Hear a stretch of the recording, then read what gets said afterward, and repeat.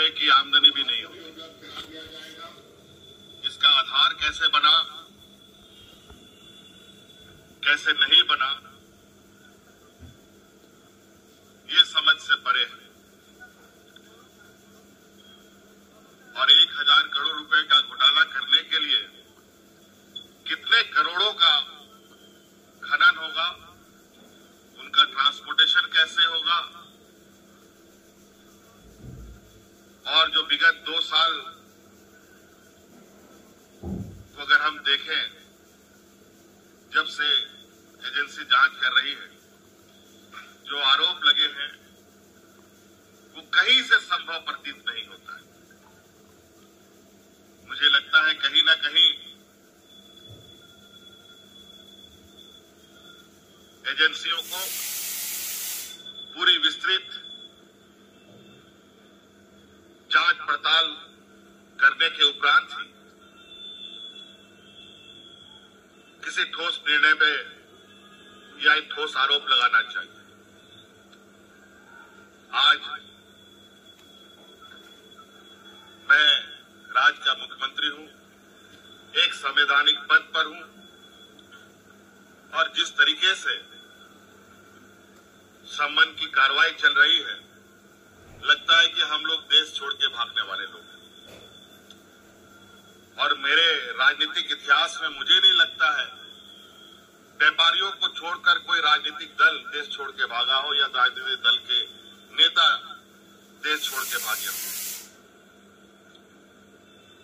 और आज कहीं ना कहीं ऐसे कार्रवाई से राज्य में एक संशय की स्थिति उत्पन्न होती है।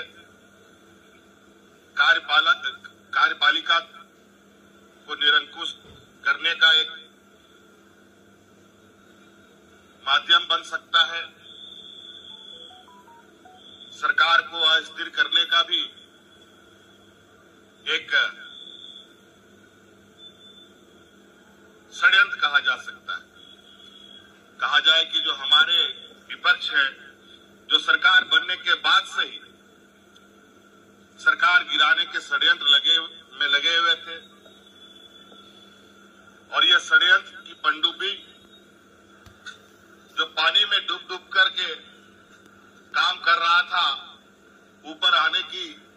ताकत नहीं रख रहा था, आज उस पनडुब्बी को धीरे धीरे बाहर लाने का प्रयास किया जा रहा है। आपने देखा चुनाव आयोग महीनों पहले राज्यपाल महोदय को अपना मंतव्य दे चुका है, लेकिन राज्यपाल महोदय अभी तक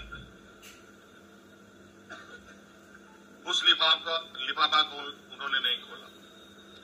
मुझे लगता है कि वो भी किसी समय का इंतजार कर रहे थे। और आपने सुना है, पूरे देश के खबरों में चला, महामहिम ने दूसरा मंतव्य चुनाव आयोग से मांगा है, जो बिल्कुल ही असंवैधानिक था। और जब हमने इसकी जानकारी चुनाव आयोग से लिया तो पता चला कि महामहिम ने कोई दूसरा मंतव्य नहीं मांगा, लेकिन खबरों में चलाते जरूर है, उनका बयान जरूर आता है, और राज्य में पटाखे बम फोड़ने की बात करते हैं, और उनका बयान आता है, ईडी का सम्मन चालू हो जाता है, और उसके बाद धड़ाधड़ सत्ता पक्ष के विधायकों पर छापामारी होती है, कभी इनकम टैक्स का, कभी ईडी का। बड़ा दुर्भाग्य है। और जो मुझे अभी जो खबर आ रही है, और भी विधायकों के ऊपर, सत्ताधारी विधायकों के ऊपर ये छापा मारने की तैयारी कर रहे हैं। ये कहीं ना कहीं राज्यपाल भी राजनीतिक से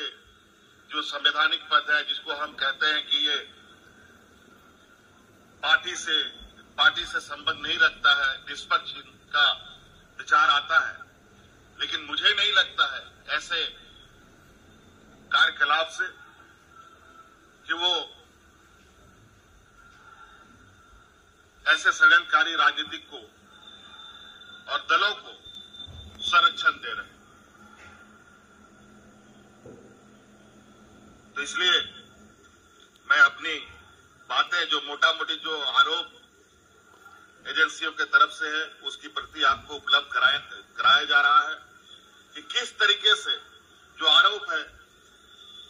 वो आरोप निराधार होता है।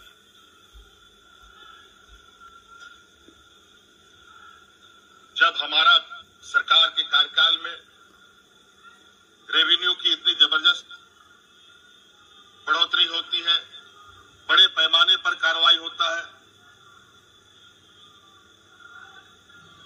और जब इनकी हमारे विपक्षियों की पूर्व की सरकार थी उस समय के आरोपों को देखें, रेवेन्यू में भी नुकसान, कार्रवाई में भी धीमी गति। जब राज्य के संसाधन को हम बढ़ा रहे हैं, राज्य के समग्र विकास की एक लंबी लकीर खींची जा रही है, आज ऐसे में कहीं न कहीं सरकार की जो छवि है और सरकार के ऊपर जो विश्वास राज्य के जनमानस पर बढ़ा है, विपक्षियों को बिल्कुल अब ये स्पष्ट हो चुका है कि वो अब राजनीतिक हाशिए पर जा चुके हैं। तो आज मुझे लगता है इस देश का लोकतंत्र का सम्मान होना चाहिए और लोकतंत्र के अंदर जो कार्य करने वाले लोग हैं उसको भी निष्पक्ष तरीके से अपना काम करना चाहिए। और मैं बिल्कुल आश्वस्त और विश्वास के साथ कह सकता हूं, और आज मैं जा रहा हूं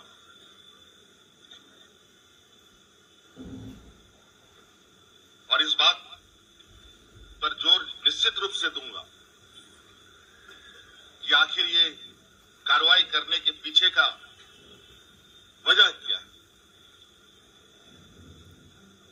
आज गिट्टी बालू देश का सबसे बड़ा अगर रेवेन्यू व्यवस्था है तो मैं तो कह रहा हूं आप लोगों के समक्ष कि गिट्टी बालू जो पत्थर चिप्स है, बालू है, इसको मेजर मिनरल में भारत सरकार शामिल कर ले और जो कोयला लोहा है वो राज्य सरकार के माइनर मिनरल